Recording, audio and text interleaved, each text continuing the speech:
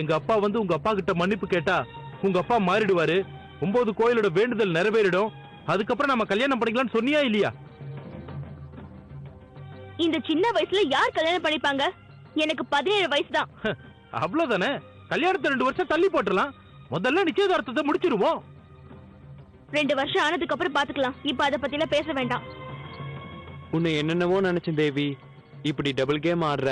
அன்னைக்கு வேண்டுதல் நிறைவேறின உடனே கல்யாணம் பண்ணிக்கலாம்னு சொன்னேன். நான் கொடுத்த புடவையே வாங்கிக்கிட்டேன். புடவை தானே கொடுத்துடுறேன். வேண்டுதல் நிறைவேற்ற முடியாம போயிடுமோன்னு பயந்துட்டு இருந்தேன். நானாவே இல்ல. நான் அன்னைக்கு அந்த புடவை அவசரப்பட்டு வாங்கிக்கிட்டேன். உன்கிட்ட திருப்பி கொடுத்துடுறேன். என்னோட உயிரை இங்கேயே விட்டுடுறேன். புடவையோட சேர்த்து என்னோட பணத்தையும் எங்க அப்பா கிட்ட ஒப்படைச்சிரு. இப்ப இல்ல பைத்தியக்காரத்தனமா பேச எனக்கு பிடிக்காது. இங்க பாரு, அப்பா வேணா சமாதானமா போயிருக்கலாம். ஆனா நம்மளோட கல்யாணத்துக்கு உங்க அப்பாவும் ஒத்துக்க மாட்டாரு, எங்க அப்பாவும் ஒத்துக்க மாட்டாரு. நான் சாகணும்னு தான் நீ நினைச்சிட்டு இருக்கியா? நான் ஒண்ணு அப்படி சொல்லல. ஆனா அப்படித்தானே நடந்துகிட்டு இருக்க. சரி விடு, நான் பாத்துக்கிறேன். தப்பு பண்ற தேவி. உன்னை என் தங்கச்சின்னு சொல்றதுக்கு எனக்கு வெக்கமா இருக்கு. அந்த சுரேந்திரனுக்கு ஆசை காட்டி மோசம் பண்ற.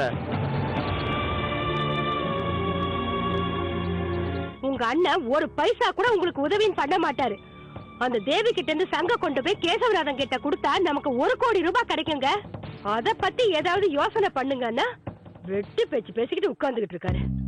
அது இல்லடி, இங்க அண்ணன் வீட்டுல இருக்கும் போது அவர் பேச்ச கேட்கிற மாதிரி நடிக்கணும். ஏன் தெரியுமா? இப்போ நீயும் நானும் அதிகமான நேரம் அண்ணன் வீட்டுல தானே இருந்துகிட்டு இருக்கிறோம்.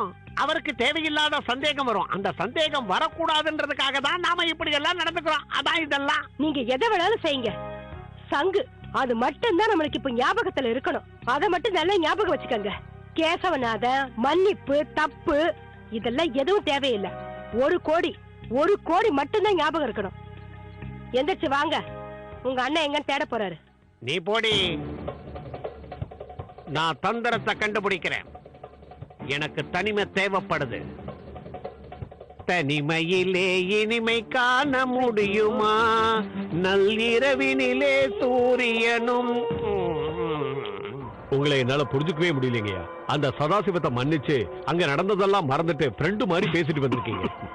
என்னால இதை நம்பவே முடியலைங்க. காரணம் இல்லாம நான் எப்பவும் யார் முன்னாடி தலை குனிஞ்சு நிக்க மாட்டேன். காரணம் இருந்தது, மன்னிப்பு கேட்டேன். அவங்கிட்ட இருக்கிற 1 ஏக்கர் நிலத்துக்காக அவங்கிட்ட போய் நட்பா இருக்கிறது எனக்கு பிடிக்கலைங்கய்யா. உங்ககிட்ட இருக்க சொத்துல கால்வாசி கூட அவன்கிட்ட இல்ல, அவன்கிட்ட போய் நட்பா இருக்கீங்க.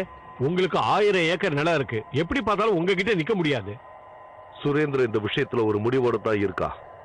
1000 முறை சொல்லி இருப்பா, உங்க கோபத்தை அந்த சதாசிவத்துக்கிட்ட காட்டாதீங்கன்னு. என் பையன் பேச்ச நான் தட்டவே மாட்டேன் கோபால்.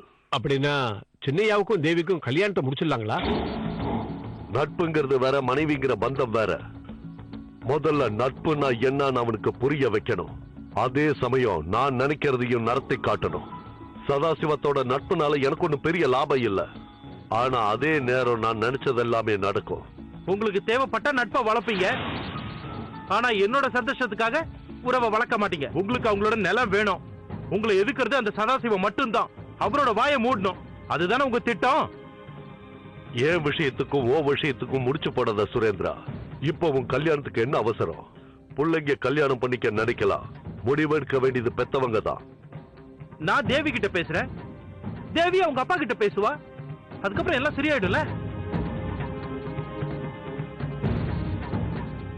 அப்பா, கேசவநாத் வந்து மன்னிப்பு கேட்கட்டும். அப்படி கேட்கற மாதிரி அம்மன் செய்யட்டும். அப்படி நடந்தா 9 கோவிலுக்கு வரேன்னு சொன்னீங்கல்ல. இத பாரு தேவி, தீபாவளி அன்னைக்கு உங்க அம்மாவோட கண் பார்வை போயிடுச்சு. அன்னையில இருந்து நீயும் உங்க அம்மாவுக்கு கண் பார்வை வரணும்னு உங்க அம்மன் கிட்ட வேண்டிக்கிட்டியா இல்லையா? அம்மாவுக்கு பார்வை வரும், நான் வேண்டாம இருப்பேன் அப்பா. அப்படின்னா சரி, நீங்க 2 பேரும் சொல்ற வழிக்கே நானும் வர்றேன். நீ அம்மன் கிட்ட உங்க அம்மாவுக்கு கண் பார்வை வரணும்னு வேண்டிக்கிற. அப்ப ஏன் இவளுக்கு இன்னும் பார்வை வரல? பேச்ச மாத்தாதீங்கப்பா. நீங்க சொல்றது ஒண்ணு, செய்யறது ஒண்ணு. அந்த கேசவநாத் மன்னிப்பு கேட்டது சாமியினால இல்ல, அது அவன் மனப்பூர்வமாவும் கேட்கல. வியாபாரத்தை மனசுல வச்சுக்கிட்டு அவன் மன்னிப்பு கேட்டாதான் உண்மை. எங்க அப்பா என்னமோ அந்த கேசவநாத் மனப்பூர்வமா மன்னிப்பு கேட்கல, இதுக்காக நான் ஒத்துக்க மாட்டேன்னு சொல்லிட்டு இருக்காரு. அவங்க 2 பேருக்கு நடுவுல நான் மாட்டிட்டு இருக்கேன். இதில் என் தவறு என்ன உள்ளது? நீ என்னிடம் என்ன வேண்டினாய்?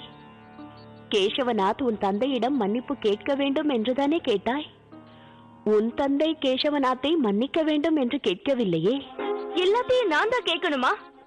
அதுக்கு காரணம் என்ன நீ புரிஞ்சுக்கவே மாட்டியாமா? உண்மையை சொல்லட்டுமா? நீங்கள் என்னிடம் எதையுமே கேட்க தேவையில்லை.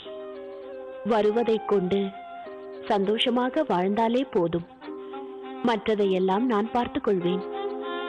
உங்களுக்கு எது வேண்டும் எது வேண்டாம் என்று உங்களை விட அதிகமாக எனக்கு தான் தெரியும். ஆனால் அதை நீங்கள் நம்ப மாட்டீர்கள். நான் மறந்து போய்விடுவேனோ என்று உங்கள் வாழ்க்கையில் ஏற்படும் கஷ்டங்களிலிருந்து உங்களை விடுவித்துக் கொள்வதற்காக நான் இருப்பதையே மறந்து எவ்வளவோ முயற்சிகள் செய்வீர்கள். அப்படின்னா கஷ்டங்களை நாங்களே சரி பண்றது தப்பா?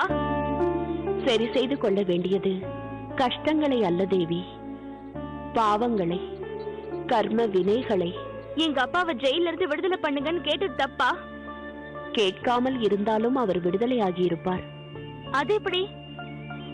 செய்த தவறை உணர்ந்து மன்னிப்பு கேட்கும் பொழுது விடுதலையாகி இருப்பார். அப்ப உன் கோவிலுக்கு வந்திருப்பாரா? கண்டிப்பாக வந்திருப்பார். மன்னிப்பு கேட்கும் பொழுது மனம் தெளிவாகி என் மீது பக்தி வந்திருக்கும். என்னுடைய பக்தனாக கோவில்களுக்கு வந்திருப்பார். ஆனால் நீ உடனே விடுதலையாக வேண்டும் என்று வேண்டிக் கொண்டாய்.